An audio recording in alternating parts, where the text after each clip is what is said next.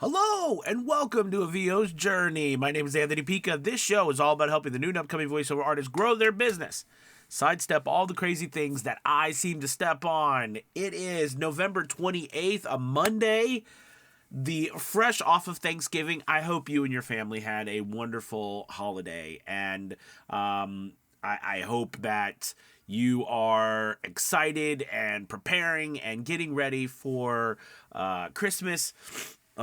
We are thrilled here in the Pika house. We put up Christmas. Trust me, it's something. My wife is an all-star.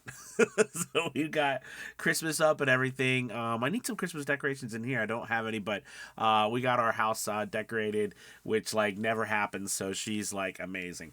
But it's our first Christmas in our house, so we're really excited. Anyways, with all that being said, I'm so excited to be here today. I've got my coffee, and we're going to be talking about again, some interesting news that's coming out of Fiverr. I have to tell you, there's so many things because Fiverr is doing so much stuff right now. They've changed so many things. They're adding so many things. But today I want to talk to you about something that just came out over the weekend. And it didn't go to everybody, but it was a survey tailored specifically for voice actors on some really important questions. And I thought that it would be a really cool thing to talk about because I think it's, well, one, it's exciting to me, the questions that they're asking, and I wanted to share them with you. But more importantly, I think it goes to show, that, Fiverr really is trying to, I think, help voice actors. So, basically, in this survey that Fiverr sent out, and it really is revolving around commercial rights and word counts. And should we standardize those two? So in the survey, they're asking, a couple of questions. One of the questions is, would you like to see a standardization of commercial rights? I think, personally, that would make our lives so much easier. Okay? I've always said it that as a community, right, if somehow we as a community on Fiverr, okay, had a specific number that we all used and they had and clients had to use, and they would have no option but to pay for them. Now, I'm always a big advocate, as you know, of charging what you want, charging your rates, et cetera, et cetera. But I do think that standardizing commercial rights would make life so much easier. And it doesn't have to be some outrageously high number, okay? It just having something to where it is charged, okay, automatically it is added. I mean, like over the weekend, I was doing lots of, I don't know, it was Thanksgiving Day and all. I mean, like I had just a lot of voiceovers coming in. Now, of course, Thanksgiving is only celebrated in our country, in the U.S. So all of the rest of the world is not celebrating Thanksgiving. So we're other people are business as usual around the world. So there's a lot of voiceover work that was coming in, and I was doing a lot of it. But as I was doing more voiceover work, I've lowered prices back down again to a sweet spot because I noticed that the previous month or the month before, as you guys know, I was doing a lot of work with price experimentation with seeing, hey, is a higher price going to get me just as much work but not as just as much money but not as much work, or is the lower price point, there's a sweet spot, is Fiverr pushing more of a lower price point, et cetera, et cetera. So anyways, what I found was that the lower price point between $10 to $20 seems to be the sweet spot on Fiverr, to where it seems to get a lot more traffic and more business. And it could be just a client thing, that's what clients on Fiverr particularly are searching for. So anyways, because when I raised it back up to my original prices, like $50, $60, etc., for 100 words, that wasn't moving very much at all. So I put it back down to 15, and that seems to be, and I was just swamped with work. Now, here's the thing: the reason why I was saying about this is that when you have your prices set at a higher rate, like $50, $60, $70, interestingly enough, all right, and this is true, you don't have you don't have very many people with issues regarding commercial rights, broadcast rights, because I find that most of the people who are paying at that level, they seem to understand that, and they're willing to pay it. Now, I'm not saying people at lower prices aren't willing to pay it, but as you know, the lower we go in pricing, it seems to be a just constant, do I got to pay this? Why do I got to pay this? What is this? What does this mean? And I'll be honest with you, it's been years, and I forgot what it was like to constantly have to answer about commercial rights. So, over the weekend, just constantly telling people about this is why you need commercial rights. This is what commercial rights are. You have a commercial, you're promoting your business. You're running ads. This is what these are broadcast rights, that know that, and then, I don't have arguments anymore with people, but I had a couple, more than one. I think it was two different people who are confused about why does the gig say $30 or $50 or $60, right, for my words, and then I can't use it. I got to buy something else. I got to buy add-on rights to use the work.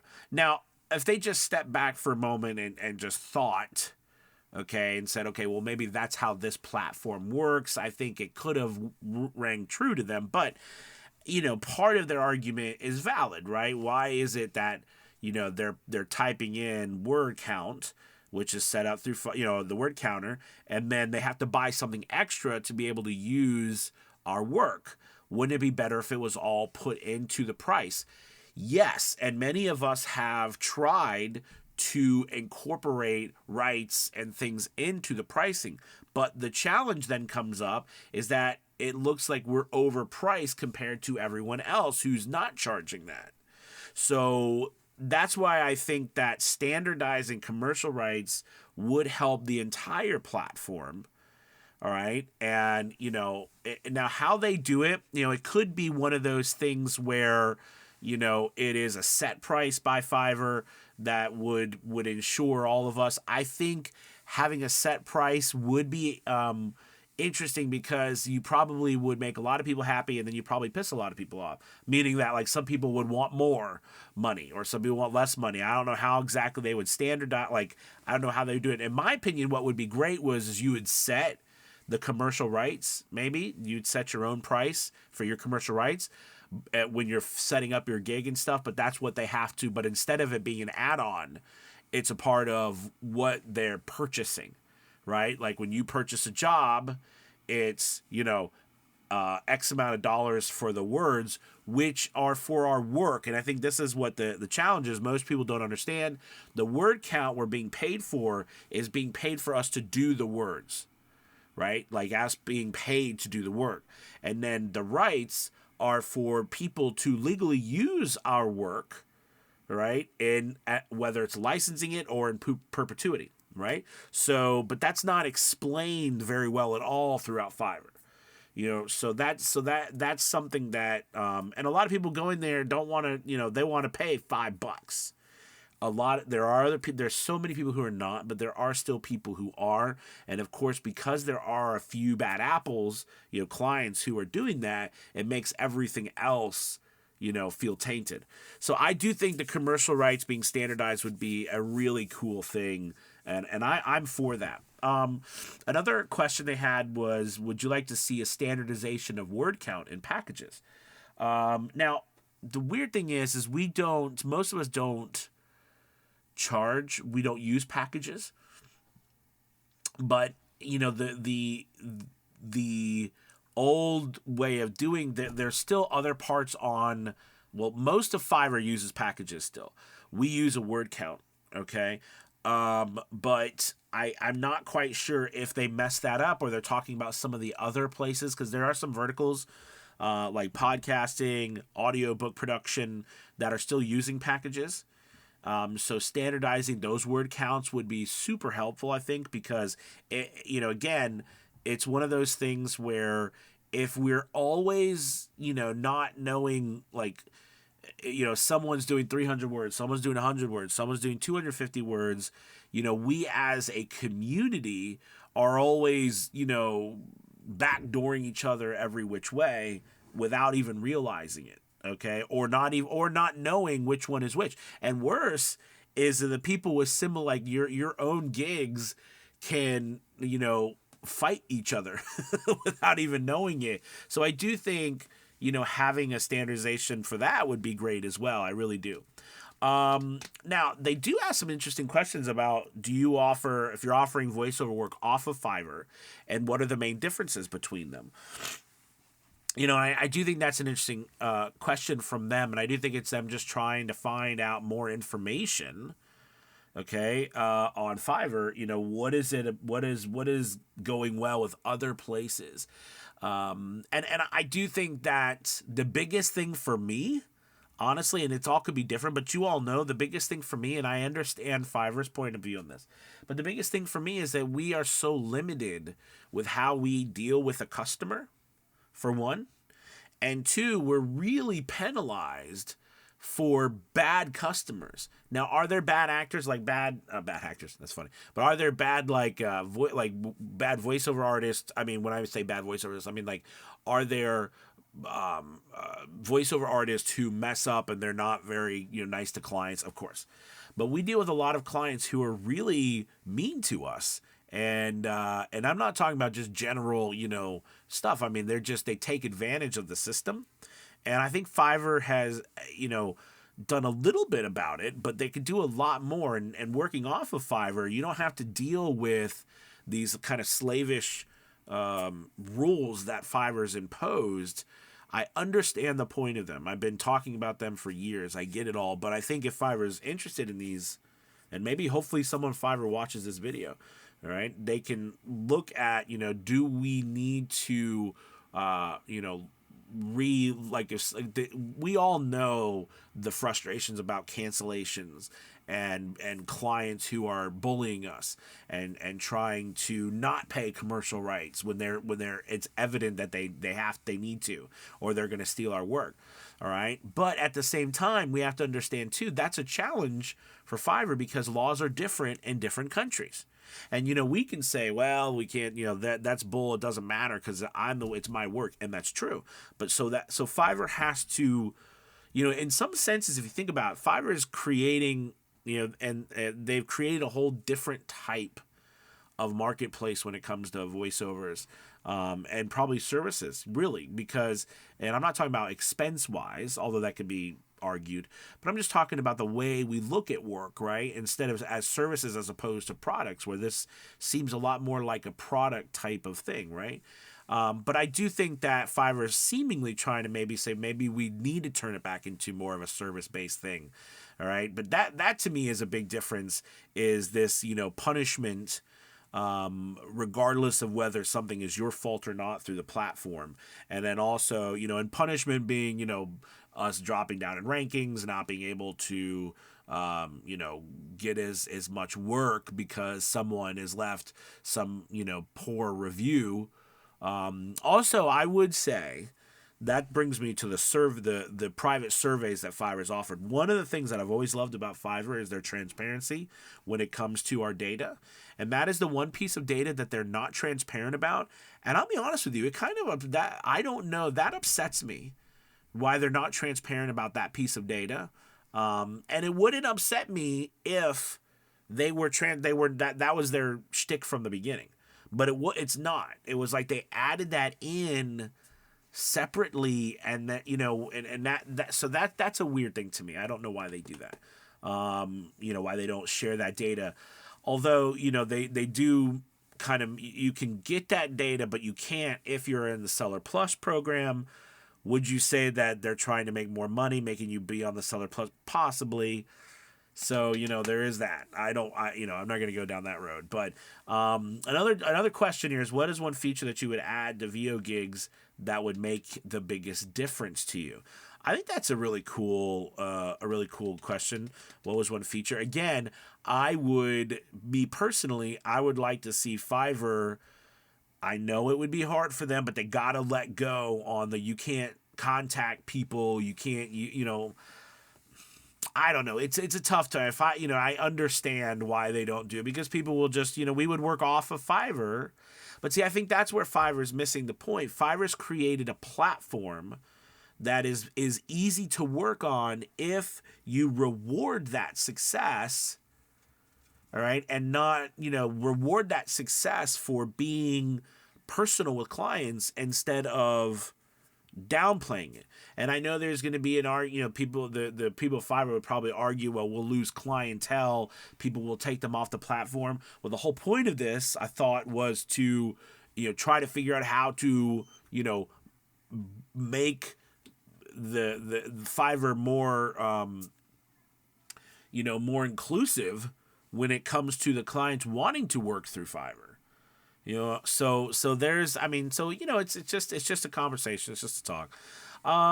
Let's see. They talked about, do you think there should be a minimum or standardization of word counting as general? I think so. I think so. I mean, I think that, you know, some people, you know, charge, you know, per 25 words. Some people charge for 300 words. Some people charge for 500 words. Some people charge for 100 words, 150 words. You never know. And I think from Fiverr standpoint and from a client standpoint, that can get really confusing. I know I've been, you know, people have argued about it with me about word count and all this kind of stuff. I think that's something interesting that they could do. Now, this last one is, I think it's really interesting. Why did you choose your rate, and do you feel you are underpriced or overpriced? I think, you know, we could go forever on this one. Well, you know, why did you choose your rate? Do you feel, I mean, I think choosing your rate on Fiverr is all about the community rate and where you think you can, you know, entice people to come work with you when there are other people on the platform who have thousands and thousands of more, you know, reviews than you. So, I mean, I do think your rate is being, most of the time, we're choosing our rate based on, you know, where we think we can get work. So it is a market kind of style that's dictating rate. On the other hand, do you feel like you are underpriced and overpriced? Well, I can't think of any of us who would say we feel like we are overpriced. I think we're going to all say we feel like we are underpriced. But I think that it would help so much if they standardize commercial rights, so we weren't constantly arguing with people about why they need something that we all know they need. Okay, I think that would help and cause a lot of changes to the to this pricing snafu that is constantly going on Fiverr.